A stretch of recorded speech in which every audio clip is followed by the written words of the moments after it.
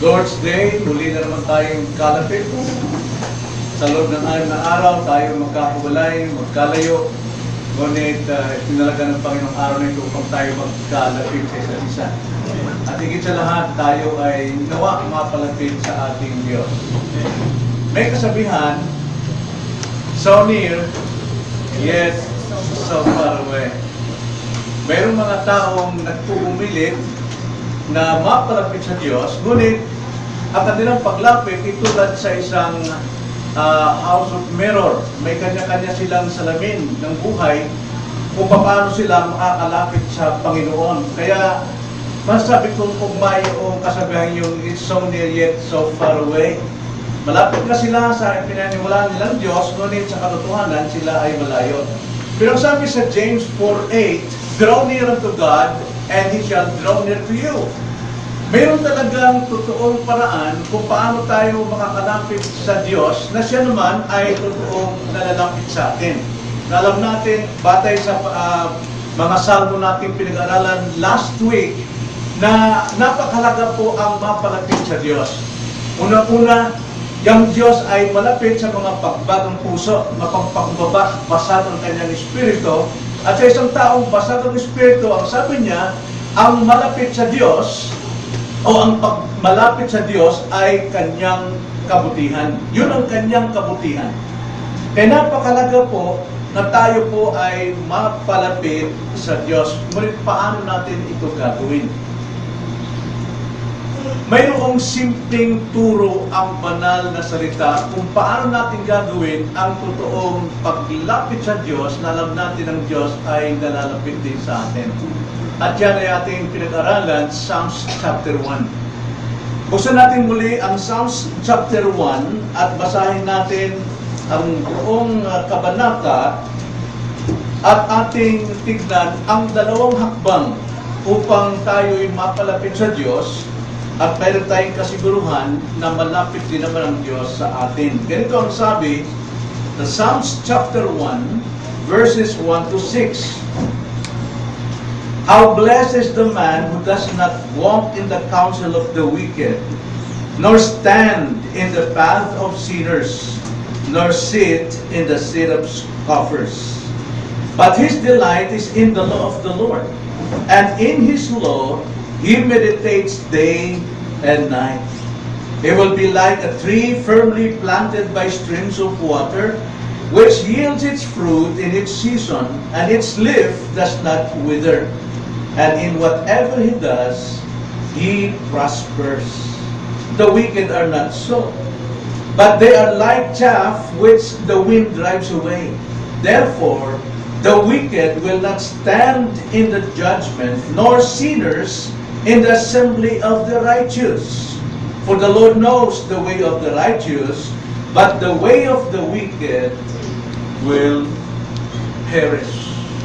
Ito po ang salita ng Diyos na magtuturo sa atin ng hakbang, dalawang hakbang, upang tayo mapalapit sa Diyos at ang Diyos ay tiyak na nasa ating malapit. Tayo po'y manalangin.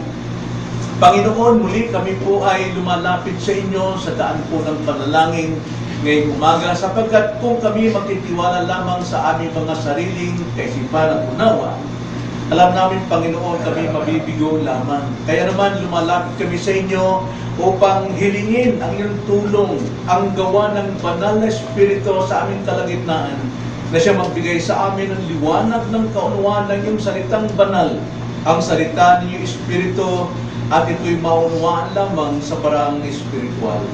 Kaya nagpapasalamat kami sapagkat alam namin na hindi niyo kami bibiguin, sapagkat kinalulugdan ninyo ang humiling at manalangin sa iyong kalooban. Kung aming dalangin sa pangalan ng Panginoong Hesus. Amen. Now, may dalawang mahalagang hakbang upang tayo ay mapalapit sa Diyos. Tinalakay natin yung unang hakbang. Ano yung unang hakbang natin upang tayo ay mapalapit sa Diyos? Una, manabik tayo sa katwiran. Yun ang unang-unang hakbang. Hindi tayo maaring makalapit sa Panginoon kung wala tayong pananabik sa Kanyang katwiran. Kung tayo naman ay sabik sa kabunduhan, ay imposible tayong makalapit sa Kanya. Kaya muling basahin natin, ang sabi sa verse 1 and 3, mapalad ang taong hindi lumalakad sa payo ng masama, ni tumatayo man sa daan ng mga makasalanan, ni umupo man sa upuan ng mga manunuya. Narito yung negatibong bagay na siyang hadlang sa atin sa paglapit sa Diyos. At ang positibo naman, ang sabi sa verse 2, kundi nasa kautusan ng Panginoon ang kanyang kagalakan at nagbubulay-bulay araw at gabi sa kanyang kautusan. Na ang sabi po rito sa isang negatibong paraan, huwag tayong umibig sa sanlibutan. Ang pag-ibig po sa sanlibutan ay yung pong tayo'y lumalakad sa payo ng mga unbelievers, ng mga masasama, ng makasalanan. At ikalawa, yung pong pagtayo sa kanilang daan o tayo ay nakikisama sa kanilang pamamaraan ng pamumuhay at buhay sa mundo. At ikatlo, na umuupo sa upuan ng mga manunuya, nakikisama tayo sa kanilang buhay, alam natin na tayo ay natutuyan natin ng Diyos, napablaspheme natin ang kanyang pangalan dahil sa ating mga gawa. Kaya sa negatibo, unang-una, iwasang ibigin ang sanlibutan. Ang sabi nga sa 1 John chapter 2 verse 15 to 17, do not love the world, for the love of the Father is not of the lovers of the world. Do not, ang sabi niya, do not love the world, yung lust of the eyes, lust of the flesh, and pride of life. Sapagkat ang umiibig sa sanlibutan ay mapapahamak kasama ng sanlibutan, but yung pong umiibig sa Diyos o sumusunod sa kalooban ng Diyos, siya yung mananatili magpakailanman. So yun po yung gawa Yan po yung hadlang sa ating paglapit sa Diyos kung tayo ay umiibig sa sanlibutan. At ang positibo naman, sikapin ibigin ang salita ng Diyos. Sikapin natin ibigin ang salita ng Diyos. Ba't ko sinabing sikapin? It is our responsibility. At itong katungkulan, at tayo ay mayroong remaining sin. At ang remaining sin na ito ay maaaring maging hadlang sa atin para tayo tamarin na mahalin ang salita ng Diyos. O bigyan tayo ng manhid na pandinig at mata para mahalin natin ang Diyos. Ang sabi nga sa isang taong matuwid, sa verse 2, nasa kautusan ng Panginoon ang kanyang kagalakan. Ating pilitin at sikapin ang kagalakan natin ay sa salita ng Diyos. Hindi ko sinasabing wala tayong kagalakan sa buhay na ito. Pero ang totoong kagalakan ng mga Kristiyano ay nasa salita ng Diyos, dahil ang salita ng Diyos ang nagtuturo sa atin ng pamamaraan kung paano natin may sagawa ang lahat ng bagay sa mundo ayon sa salita ng Panginoon.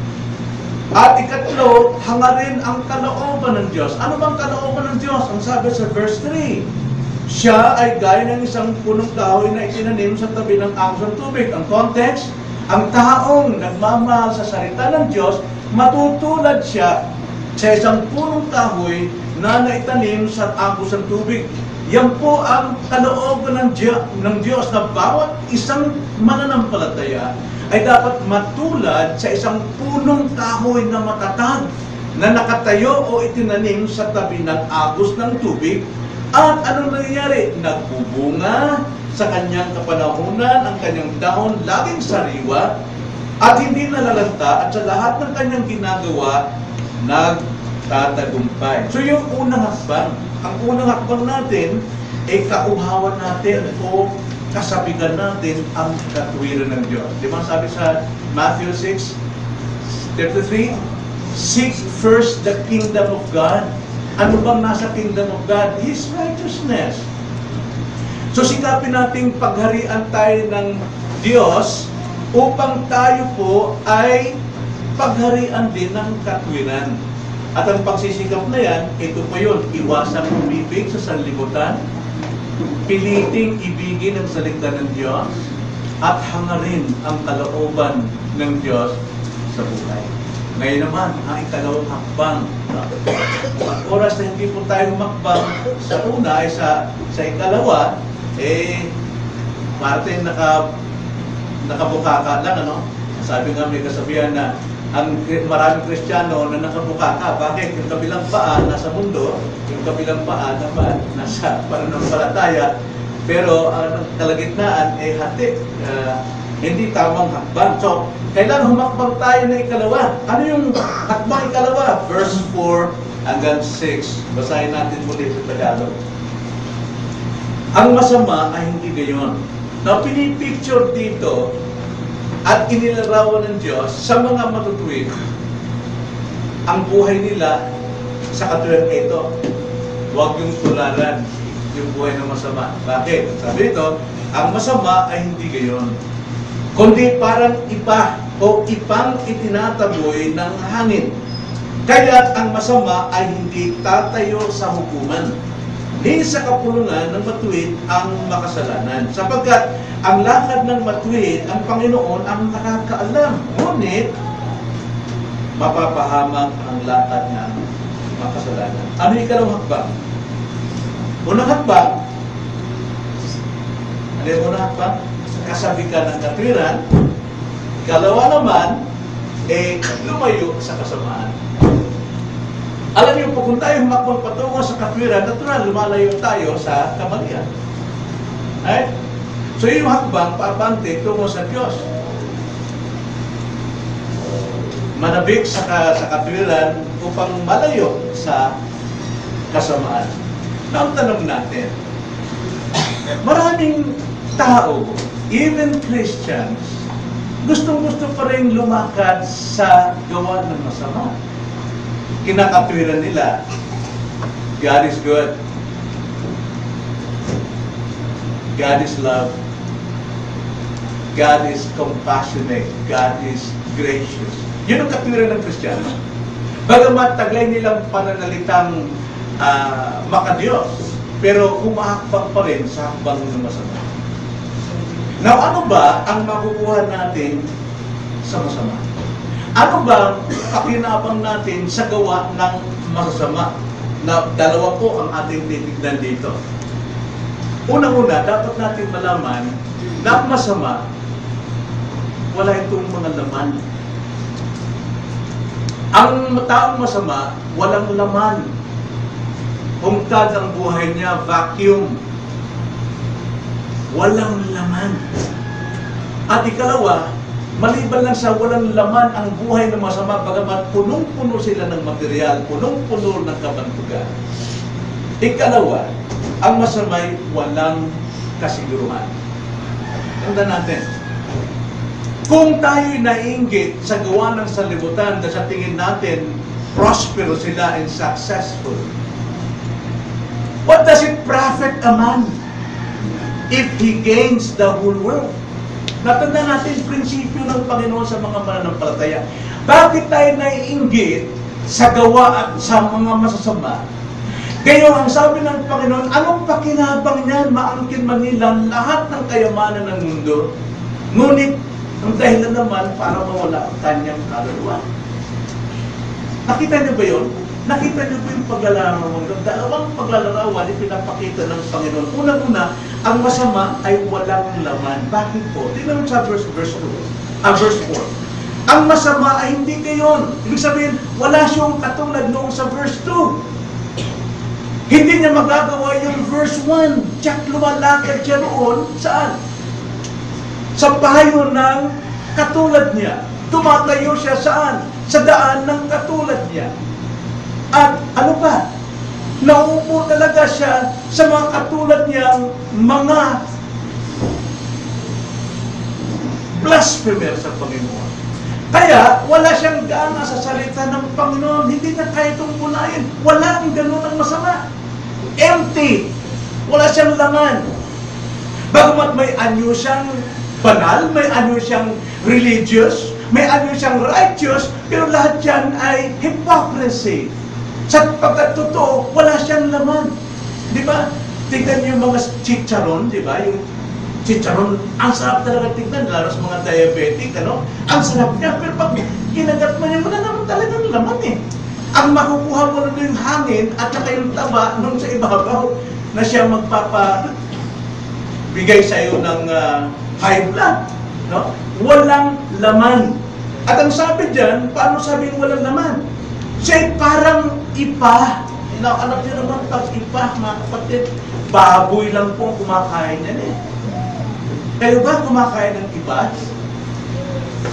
Aba, baboy lang po kumakain yan, hinahaluan ng bukod ng saging, di ba? Gabi, tsaka iba pang ibang pagkain na nabubulok na kinakain ng baboy ang ipa. Pero pagkain mo sa baboy ng solong ipa lang, palay ko naman, pag pinatimbang mo, umabot ng 3 taon na alaga ng baboy, pinatimbang mo, baka 2 kilo pa lang. Dahil wala talagang laman, ipa. Ipa talaga. At ang ipa ay nililipad lamang ng hangin. Useless. See, nakita niyo bang larawan ng isang tao sa tingin natin matagumpay, kinaiinggitan natin sa mundong ito? At tayo'y tumutulad ng kanilang paghahanap buhay na lahat ng panahon binibigay nila, wala silang panahon sa Diyos.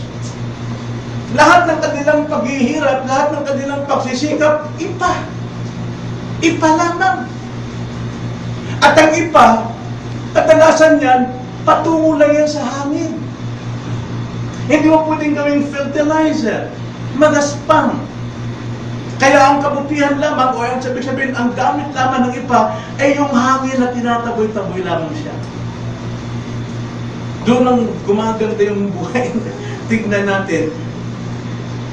At tignan natin ang ibang talata sa Biblia, paano dinidescribe ang ipa. No? Sa Bisaya pa na taho, no? Sungo. Sabi, nanay ko, mahusay yung tahip, no? Ay nahanap yung sungo, na pinalilipad niya.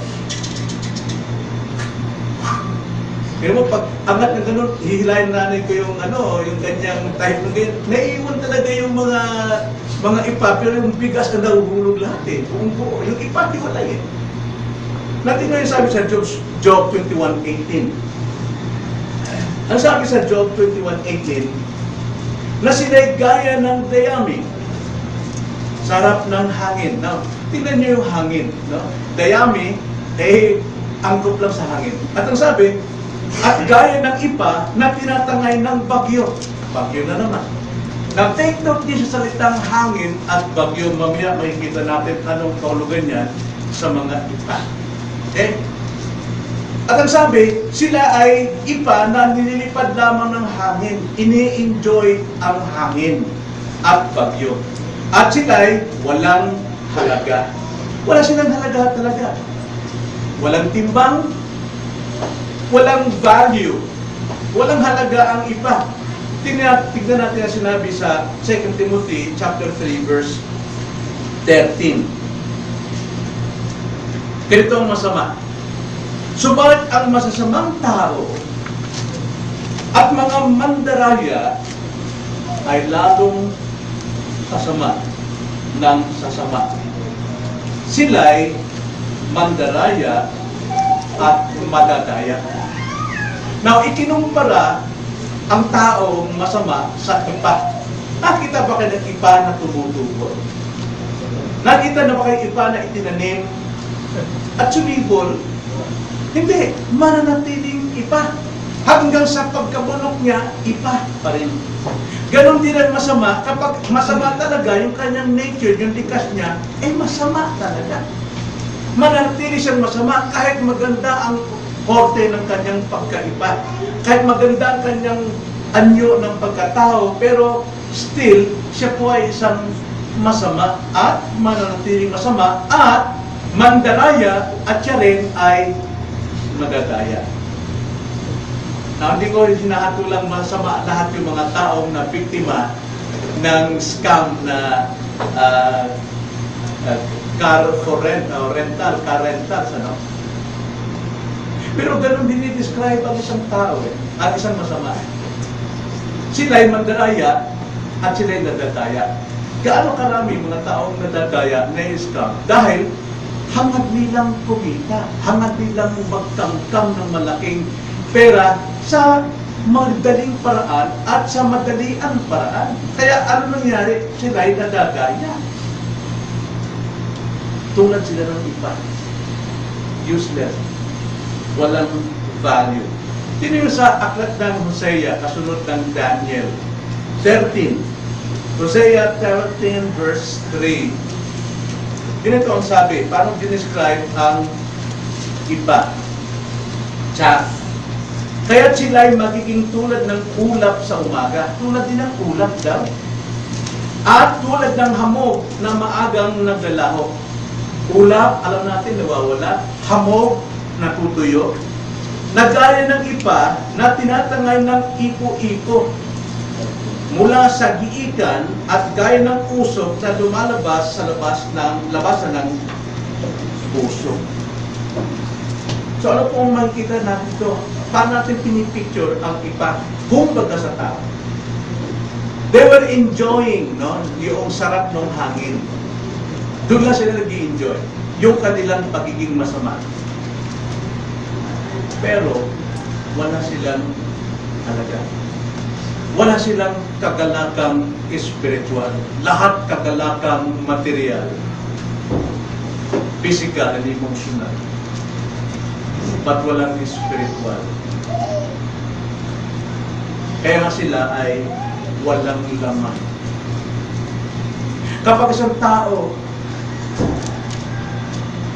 na nilikha ng Diyos na mayroong eternity sa kanyang puso, Ecclesiastes, that God has created in us eternity. Nakakala natin sa lahat ng ating achievements na pupuno yan. Lahat ng ating mga pagsisikap na pupuno yan. Pero butas yan. Bottomless na butas yan. Walang pagkapuno. Walang satisfaction.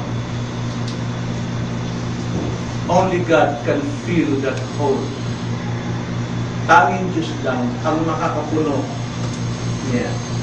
Tanging Diyos lang ang makapaglalagay ng totoong joy.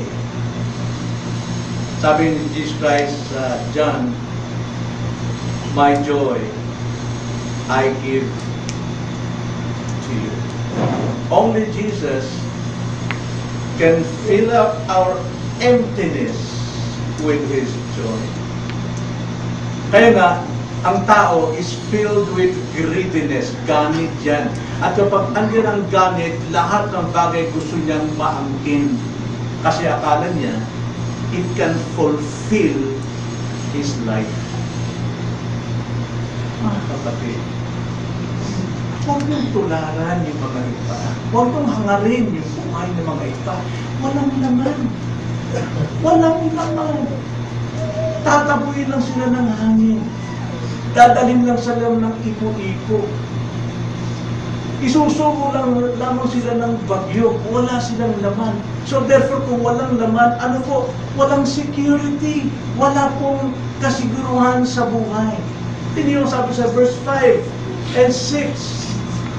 Kahit ang masama ay hindi tatayo sa hukuman, ni sa kapulungan ng matuwid ang makasalanan. Wala silang patutunguhan talaga. Walang kasiguruhan. Verse 6, sapagkat ang lakad ng matuwid, Panginoon ang nakakaalam, ngunit mapapahama ang lakad ng makasalanan. Wala pong security.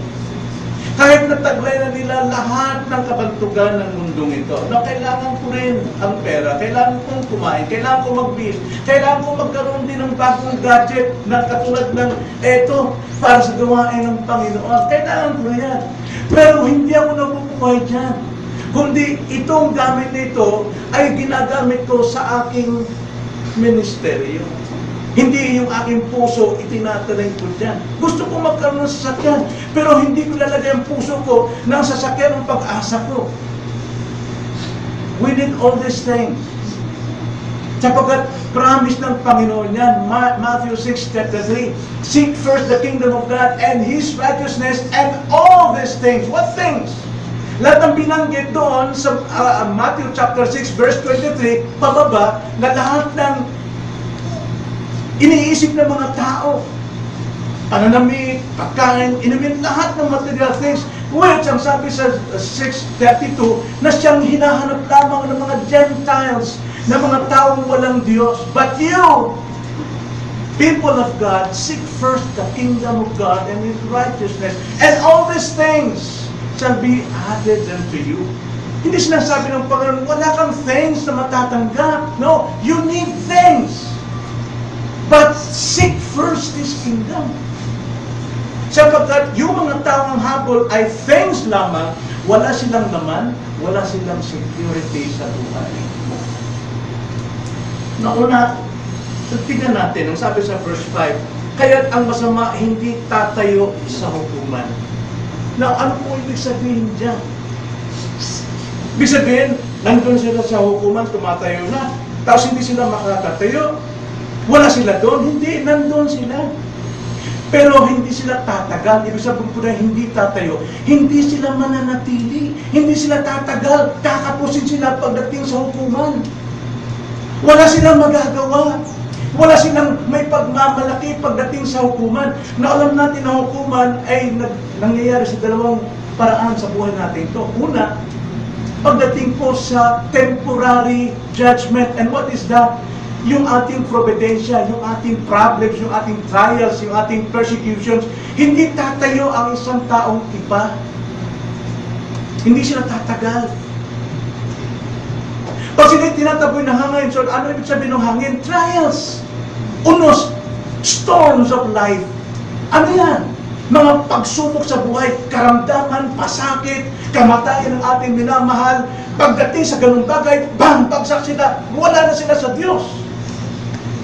Pagdating may problema, may karamdaman, wala din sila sa Diyos. Hindi sila tumatagal. Yung po yung karakter ng isang ipa. Nililipad-lipad ng hangin, walang paninindigan sa pananampalataya. Kaya nilang talikuran. Bakit po? Dahil talagang hindi nila kayang tumayo pagdating sa pagsubok. Hindi sila tatayo. Hindi sila tatagal. Kaya nga, hindi sila ma-justify sa times ng storms of life na sila'y Christians because they cannot stand. Hindi sila maaaring tatayo. Hindi sila mananatili talaga sa pagsubok. Lalayot gagawa ng paraan yan para iligtas sa kanilang sarili. Not sa paraan ng Diyos na kapag tayo mayroong trials, sinusubok ang ating pananampalataya tulad ng ginto na dinadala sa apoy. 7 times na apoy upang sa ganun madali sa ating pananampalataya. Pero ang mga taong iba, ang taong masama, pagdating sa trial, bang! Takbo agad yan! Gagawa sila ng ibang paraan. Kaya hindi sila tatayo sa storms of life, sa wind. Tinataboy-taboy talaga sila. Matataranta sila, hindi nila alam kung gagawin nila. Lahat ng paraan, lahat ng schemes, lahat ng pandaraya, lahat ng panlalamang gagawin nila para sila ay makatayo lamang sa buhay temporarily. But they cannot stand in the judgment of God.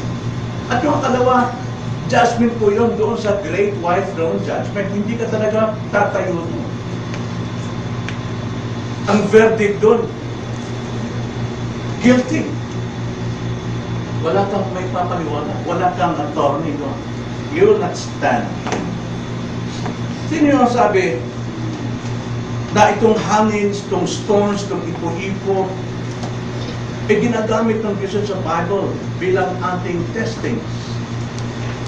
Huwag yung unos, lindon, ano pa nangyari sa buhay natin, karamdaman ng ating pamilya, ano pa man yan. Ginamit ng Diyos yan as testing sa ating buhay. Pero ang Christian, ang sabi nga ni James sa chapter 1 verse 2, ang sabi doon, gawin yung kagalakan, ang iba't ibang pagsubok. Bakit po? Sapagkat ang pagsubok nagde-develop ng iyong pagtitiis. Ang tao walang pagtitiis, ipa. Hindi tumitibay yung kanyang panampalataya. Mas gusto pa niyang yakapin yung kanyang aso, yung kanyang baboy. Pag may dating sa problema, mas yakapin pa niya mga pets niya, nagkakaroon siya ng kagalakan. Whereas ang totoong kagalakan natin, ang sabi ni Jesus Christ, my joy I give to you. Psalms 18:38, isa sa mga salita ng Panginoon, paano ginagamit ang storms of life as judgment, temporary judgment dito sa lupa. Ang sabi ko, Psalms 18:38, ganap po silang sinaktan. Nakita nyo? Sinaktan ng Panginoon. Kaya sila'y hindi makatayo. Sila'y nalugmok sa ilalim ng aking mga paa. Nakita niyo? Kung may laman yan, pagdating po sa pagsubok ng Diyos, tatayo yan. Pero kung walang laman, ganap niyang babagsak. Proverbs 20 verse 8. Ibinubukod ng haring nakaupo sa trono ng kahatulan sa pamagitan ng kanyang mga mata ang lahat ng kasamaan.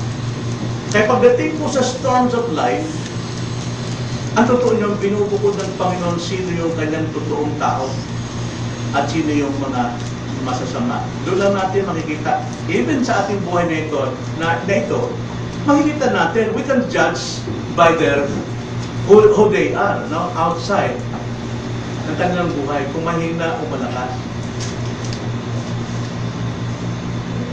Kaunting sakit ng kukulang, hindi na sumisimba. Di lalo na kapag may malaking problema. Di ba? Sakit ka ng kuko, marami na tayong katwiran at sinasabi natin na very, makatwiran naman. Luke chapter 21:36.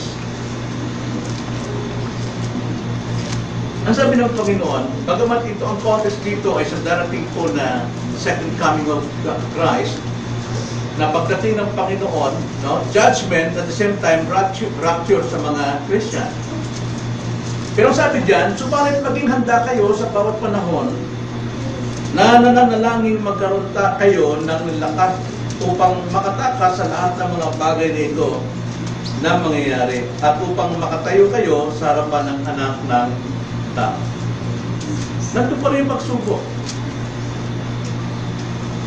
Dapat na nananangin. Nakahanda tayo. Ibig sabihin, tanda natin sino ba tayo sa mundong ito? Are we nasa sanlibutan tayo? O tayo ba yung mga anak ng Diyos? Dapat handa tayo dyan. Romans 14 verse 4. Sino kang umahatol sa alipin ng iba? Sa kanyang sariling Panginoon, siya ay tatayo o mabugwal. No. That is trials. No? So, balit siya ay patatayuin. Sapagkat magagawa ng Panginoon na siya ay tumayo. Now, in the context po na na-survive tayo sa mga trials, not because of our own yung ating ability. But the promise is, even though you fall 7 times, God will raise you up 7 times. Kasi may naman ka, hindi ka ipat. Pero ipat, mamamayaan lang ng Panginoon. Babagsak talaga sila. Ephesians 6:13, Ephesians 6:13. Kaya't kunin ninyo ang buong baluti ng Diyos upang kayo'y makatagal sa araw ng masama. At kung magawa na ninyo ang lahat, ay tumayong matatag. Be ready. Ano yung tinatawag na dyan, the armor of God? Yung ibig sabihin ng armor of God, mayroon tayong kaunawaan, gising ating diwa, who we are. We are a child or children of God. So ating gamitin yan, isuot natin, balutin yan, pero para pagdating po ng kasamaan, temporary judgment, trial sa buhay natin, tumatay tayong matatag. Sapagkat alam natin, kung gaano ka kalapit sa Panginoon, kung gaano ka katibay sa Panginoon, the more naman ang trials na iyong nasasabukan. Kaya nga pagdating sa trials, bumabagsak ka, see to it. Examine yourself whether you are the true faith and prove it. Bumangon ka, tumayo ka. Nakita na ba kayo ng bata, pag nadapa, natutuluyang nakadapa, hanggang tumanda siya? Hanggang nagbinata siya, nakadapa pa rin? No. That's foolishness. Kung sa dapa ka, tatayo ka talaga. Yun talaga ang natural mong instinct. Tatayo ka. Kahit ganong sakit yan. Yung mga nababangga sa motor, nakakras, bang! Humagurong na, 10 piso, bang! Tumatayo siya. Pagtayo niya, saka siya tutumba. Instinct yun eh. At bilang Kristiyano, kapag dating sa ating mga trust natin, na tumatayo yan. Not because of our own instinct, but because of God's grace. 7 times, nire-raise up ka ng Panginoon. Pero pag tuluyan ka ng kadapa, examine yourself, check yourself. Am I really a Christian? Lord, bakit wala yung grace niyo na makatayo ko rito? Bakit lagi akong sumasub pagdating sa problema? Hindi makapanalangin. Hindi makasamba, hindi makapagbasa. Panginoon, bakit? Panitrabaho na lang ako. Alipin ako ng trabaho ko. Simulaan mo ako yung bata pa, nagkaasawa, hanggang sa nagkapo, alipin pa na ako ng trabaho ko. Why? Ba't hindi pa ako makatayo? Nang trabaho ay kaloob ninyo. It's a blessing, not a curse.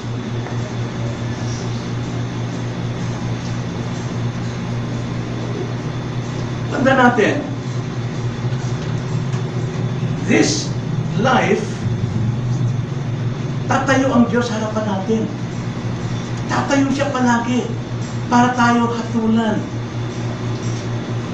Pero huwag natin antayin na makikita natin ang Panginoon sa katapusan ng mundo, nakatayo siya sa great white throne judgment para ikay hatulan na sa impyerno.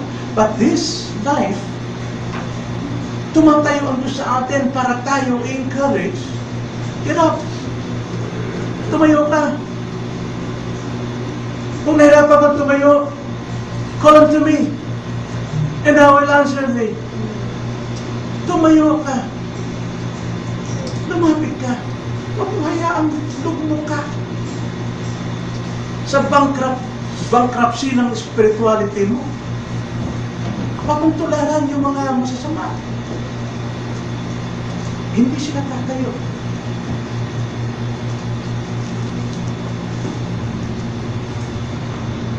So, isang masama, walang kasiguruhan. Kahit taglay mo ngayon ang kayamanan ng mundo, walang kasiguruhan.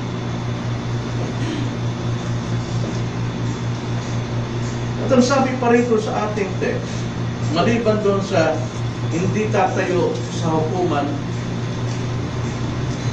sinabi pa rito, hindi rin sila tatayo sa kapulungan ng matuwid. Why? Ang sabi sa 6, ang sabi ng Panginoon sa 6, for the Lord knows the way of the righteous. Kaya ang masama hindi pwedeng sumama sa assembly of the righteous because God knows ang kanyang mga tao, kilala niya. Nasabi ni Jesus Christ sa John 10:26, hindi kayo sumasampatay sa akin sapagkat hindi kayo sa akin, hindi kayo kabilang sa tupa. Sapagkat ang mga tupa ay kilala ko, sila'y sumusunod sa akin, nakikinig sila ng aking salita, kaya binigyan ko sila ng buhay na walang hanggan. I know my flock, I know my sheep, ang sabi ni Jesus Christ.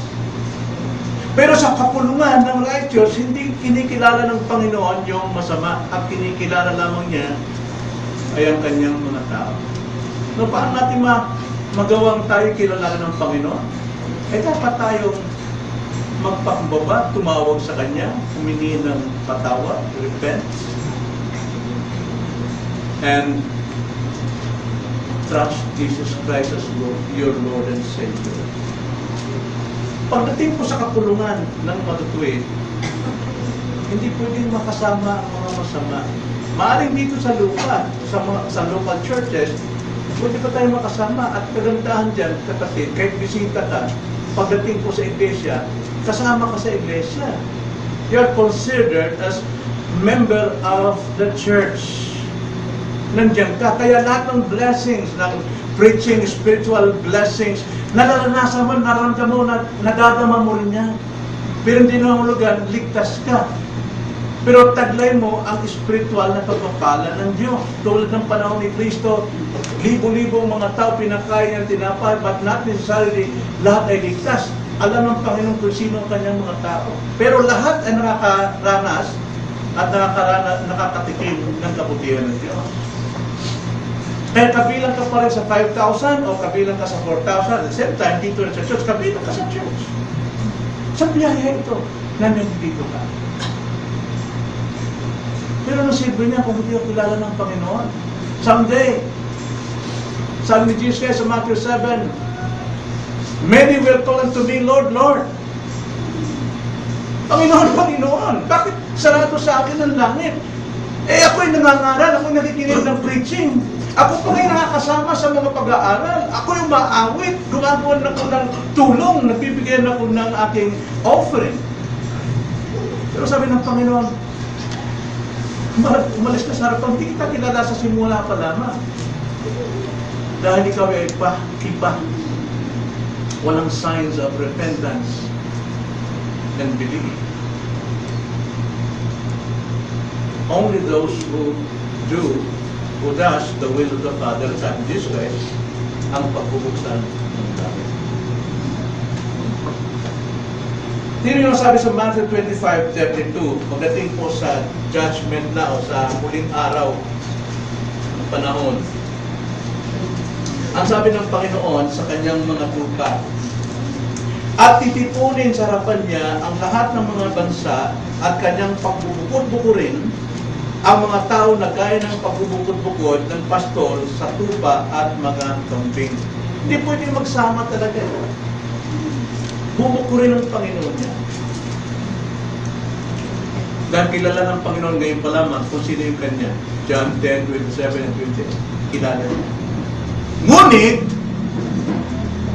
ang buhay ng mananampalataya, mga kapatid, pagdating sa mga pagsubok, pagdating sa mga temporary storms of life, mananatili silang nakatayo, mananatili silang tumitibay tulad ng punong kahoy na nagtanim sa tabi ng agos ng tubig. Hindi sila nalalanta sa bigat ng kanilang problema. Hindi sila natutuyo sa dami ng mga pagsubok. Bagkus, nagbubunga pa. At ang bunga nila ay katuwiran. Bunga ng banal na spirito ang makikita sa kanila. Ngunit ang taong iba, ang taong masama, lugmok. Hindi tatagal. Hindi tatagal. Kaya mag-iiwan ako ng tanong ngayong umaga sa atin bilang pagsuri ng ating sarili. Marahil ikaw ay ngayon lang nakadalo sa ganitong pagtitipon, pero hindi ka excuse para itanggi ko ang tanong nito sa iyong sarili. At lalo na doon sa mga matagal na nandito, na sinasabing kasama ka na sa church, kasama ka sa fellowship, sa lunch fellowship, kasama ka pang naghuhugas, lahat ng ginagawa ng mga memory ko yung nagagawa mo. At sinasabi mong ikaw ay Kristiyano. Ang tanong ko, tiyak mo na ba ang iyong katayuan? Ikaw lang makasagot yan, kaibigan, kapatid. Ikaw ay hindi magiging Kristiyano dahil ang tagal mo nang umaten. Hindi yung batayan. Si Judas, kasama ni Jesus Christ sa kanyang buong ministry. Pero hindi na bago puso niya. Nasa kanyang lahat ng pagkakataong magsisi, pero hindi siya nagsisi. Nasa lahat ng pagkakataon na siya humingi ng physical and spiritual healing mula sa Panginoon. Dahil nakita ng Panginoon, binigyan pa nga siya ng kapangyarihan magpanggamot ng mga karamdaman. Pero ang kanyang sarili, hindi niya kayang gamutin. Kaya tanong ko, ikaw ba'y nakatayo na ngayon tulad ng isang pulong kahoy sa tabi ng batis ng ito? Kung ating babasahin maigin yung verse na yun, verse 3, hindi po aksidenteng na itanim yung puno. Hindi po aksidente na tulad ng sa gubat na may mga punong tumutubo ron na tila sa tingin natin ay aksidente lamang. Basahin na natin yung verse 3. Tingnan sabi sa verse 3, He will be like a tree firmly planted. Firmly planted. Ang sabi po sa Tagalog, siya ay gaya ng isang punong kahoy na itinanim. Hindi po aksidenteng natanim, kundi itinanim. Firmly planted by streams of water. Mayroong nagtanim. Yung mga puno na yan, nakikita natin sa gubat, sa wild na jungle. Naniniwala ba kayo, aksidente lang yun? Na natanim yung mga punong yun? Na alam naman natin, sa likuran ng lahat ng ito, ang Diyos ang nagtanim niya. Balik tayo sa Genesis. Diyos na ang nagtanim niya. So, ganun din po ang buhay ng Kristiyano. Hindi ka pwedeng maging Kristiyano kung hindi ka ginawang Kristiyano ng Diyos. Hindi ka matatanim sa tabi ng Diyos na tulad ng ilog ng buhay kung hindi ka mismo itinanim ni Kristo. Hindi sarili natin ang nagtatanim. Hindi ang sarili natin ang nagpo-profess, I am a Christian. No. Ang tanong ko, ikaw ba'y tiyak nang itinayo sa tabi ng baptis ng buhay? Walang iba kundi ang Diyos.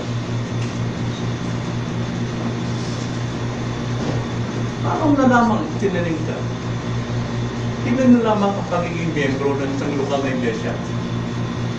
Basahin natin ang Acts chapter 2, verse 43. At sumusunod, tukwento ko na lang sa inyo. Nang sabi roon, sa bawat araw, dumadami yung mga believers, dumadami yung bilang ng mga nampalataya dahil ang Diyos ang nagdadagdag. Hindi yung mga taong kusang nagdagdag ng kanilang sarili sa iglesia, no. Ang Panginoon ang nagdadagdag sa kanila araw-araw. Kaya alam ng Panginoon kung sino yung kanyang mga tao. Paano natin malaman? Kaya nga tayo mayroong membership class at mayroon tayong interview para malaman ko kung kanyang mga salita ay buhat sa biyaya ng Panginoon ginawa sa kanya. Nang sa ganun malaman ko, ang tao ito ay talagang idinagdag ng Panginoon sa iglesia ito. Ito'y kanya, ito'y katawan niya, hindi ito sa pastor o sa atin. Kaya wala akong karapatan na magdagdag ng magiging miyembro na hindi bumabatay sa salita ng Panginoon. Ganun din ang pagiging miyembro mo sa pamilya ng Diyos. Kailangan itanim ka ng Panginoon sa kanyang kaharian. Dahil kung ang Diyos ang magtanim sa iyo, sigurado ka, hindi ka maubusan ng tubig ng buhay. Hindi ka maubusan ng lakas. Tsak ang iyong dahon ay laging sariwa. Tsak ang iyong katawan ay talagang malusog kahit ano pang unos, init, at ano pang kalamidad dumating sa iyo, nakatayo ka. Maaring laglag ang iyong mga dahon pero unti-unting nananaliwa, ito'y nagbubunga. Ganyan ang Christian. Tumatayo yan. Pero ang mga iba, hindi tatayo. Walang laman. Walang kasiyahan. Kaya muli, tanong ko sa iyo, ikaw ba ay kabilang na sa itinanim ng Panginoon? Ligtas ka na ba? Kaibigan, nakatitya ka ba? Eh, Brad, walang nakatitya kung maligtas ka ngayon. Bakit pa namatay si Kristo ngayon kung walang ngayon na maliligtas? Eh, ba't pa kailangan sumamatay? Eh, nasa tao pa lang dinisyon. Pag namatay ka, malalaman mo na nasa langit ka. No? Bakit kailangan pa natin mangaral? Is pangaral na sumampalataya ka, magsisi ka. Bakit? Sapagkat lagi ngayon. 2 Corinthians chapter 6 verse 2, salvation is today, not tomorrow. Today is the day of salvation. Hindi ito pinaghihintay.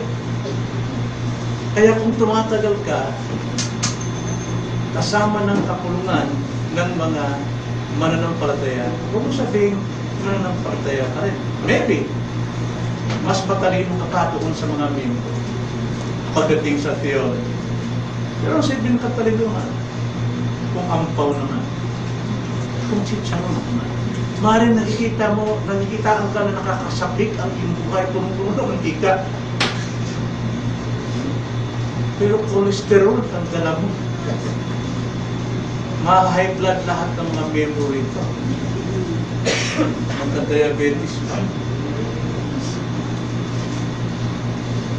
Kinasasabikan mo bang mapalapit sa Diyos? Tanda natin. Ngayon, nakuha na natin yung context kung bakit ang sabi ni James, draw near to God and God will draw near to you. Alam na natin, hindi sa ating sariling gusto, hindi sa sarili natin, kundi pinakita rito, 2 hakbang lang para makalapit sa Diyos. Kasabikan ng katwiran ng Diyos. At ang ikalawa, ano yung ikalawa? Lumayo sa masama. Lumayo sa kasamaan. Tsakin mo, kapatid, ang buhay mo ngayon. Sapagat ang kaligtasan ay ngayon. Hindi pagkamatay mo. Dahil pagkamatay mo, kasama ka ng mamamatay sa kapamamatay. Hindi ka nababangon.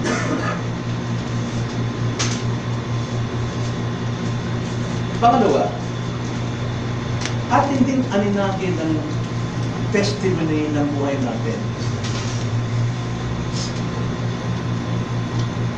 Ikaw ba'y palay o iba? O maaaring iba ka pero busog.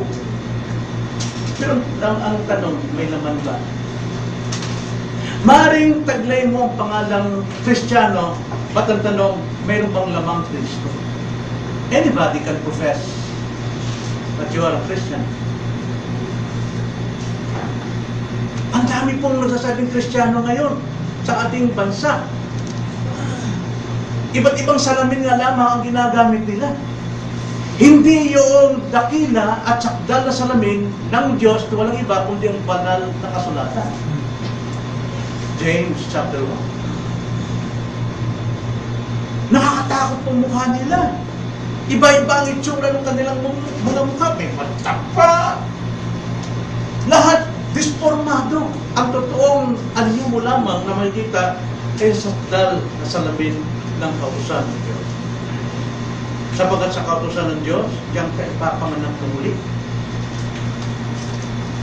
Yan ang magtuturo sa iyo ng daan ng kaligtasan at yan ang bibigay sa iyo ng panampalataya para tanggapin ang kaligtasan. Kaya, tanong ko, ano bang taglay mo ngayon bilang Christian? Panlabas lang tulad ng iba? Pang-display lang? Alam niyo, pagka palay na busog dahil nababad sa tubig, imurot pa. Diba? Pagka nababad sa tubig yung iba, malaki yan. Ngayon, benta mo yan sa market ng raw, ng mga ganung klase na maraming bibili dahil busog eh. Pero pag tinimbang na, wala pa lang naman. Tinimbang ka, ngunit kulang. So, anong nasa iyo? Anong anyo ang nasa iyo? Baka pawang ipa ka lang, hanggang salita ka lang. Pero yung salita mo, kinakain mo, dahil hindi mo nagagawa yung talooban ng Diyos. Mas lamang sa iyo ang gawang sanlibutan na walang value. May pangalang Kristiyano, ngunit walang Kristo. Walang perseverance. Walang pagtitiis. Ang sabi nga, ang taong nagtitiis hanggang wakas sa iyong tunay ng naligtas. Marahil punong-puno ka ng kagandahan ng mundo nito. Tulad ng isang babae na hindi ko sinasabing lahat. Yung mga babaeng pakawala, yung mga lumilipad sumasayad ng dibdib. Alam nyo na ibig sabihin na.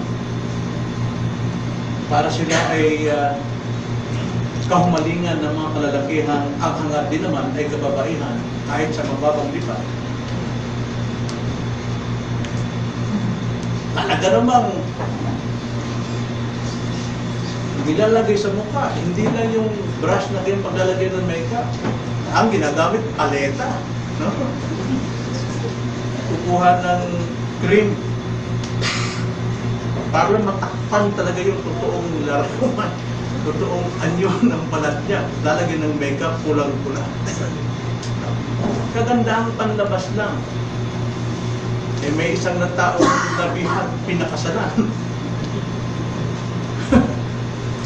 First night nila, eto na. Nagkubad na ng maskara yung babae. Unang-unang tinanggal yung bilog. Una pa na. Mamaya, tinanggal yung pustiso. Ako po. Lubog na. Kunot na. Pagkatapos, tinanggal yung isang tita. Putol na.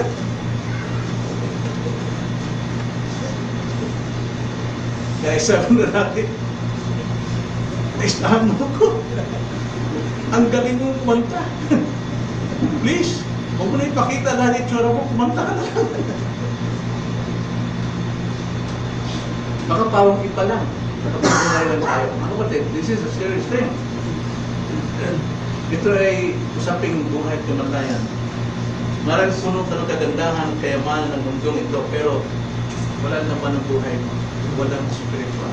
Ang spiritual mo ay pandagdag, parang spare tire lamang. Kailangan mo lang gamitin yung spare tire pag na-flatten ka sa iyong real life. Kailangan mo lang ang pagsamba.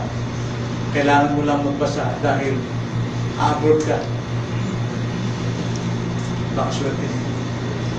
No. Christian life, ito ay isang temporaryo, pang walang hanggang buhay.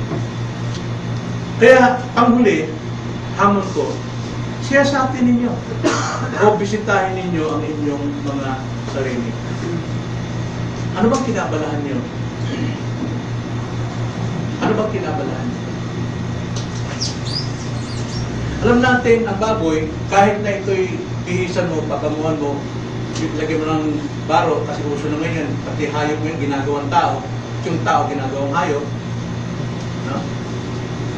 Pero bang hilig ng baboy? Hindi ba mawala yun eh? Anong hilig ng baboy? Usali pa rin. Yung aso, kailan daling pa natin sa operating room? Meron na pala yung ano ngayon eh, yung pang-inis ka na gano'n sa mga aso. Nadidetect na kung may appendix, merong sakit na goiter. Grabe, no? Nakakatawa talaga. Sige. Make-upan mo na. Lagyan mo ng malaking labi. Pero nahilig ng aso, kahit suka, kinakain pa rin ng aso. Ng aso yun. Mati mo na. So kahit gaano pa katagal tayong nasa Iglesyano, pero pagdating po sa hukom ng Diyos, temporary or eternal judgment ng Panginoon, lalabas ng tugod kulay. Kaya ngayon pa lamang, check natin, bisitahin natin, ano bang kinahumalingan natin? Saan ba natin binibigay ang buhay natin? Panahon natin. Panahon ba ng Diyos? Panahon bang kabanalan? Panahon ba roon sa pag-aangkin natin na tayo Kristyano? Mahalin mo at ibigin mo salita ng Panginoon. Dahil kung hindi ka ligtas, marami sa iyong pag-ibig sa salita ng Diyos. Alam natin ang salita ng Diyos ang siyang makapagbibigay sa atin ng pananampalataya at ang salita ng Panginoon ang siyang makapagpapanganak sa atin sa muli ka panganak. Ibigin mo salita ng Diyos. Dahil sa salita ng Diyos ay salita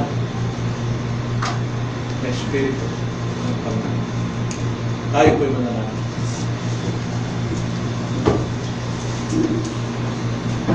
O Panginoon, marami po sa aming panahon ngayon na umaangkin ng mga Kristiyano. At iniisip nila, Panginoon, ng marami na narating na nila ang plateau, ang rurok ng pagiging Kristiyano, kaya sila po'y kampante na mamuhay sa mundong ito. Na tila hindi na sila accountable sa kanilang sarili at sa Diyos. Kaya hindi nila nagagampanan ng kanilang responsibility. Ang responsibility namin, Panginoon, hindi ito sa pilitan, hindi ito batas, kundi responsibility namin kampanan, gawin.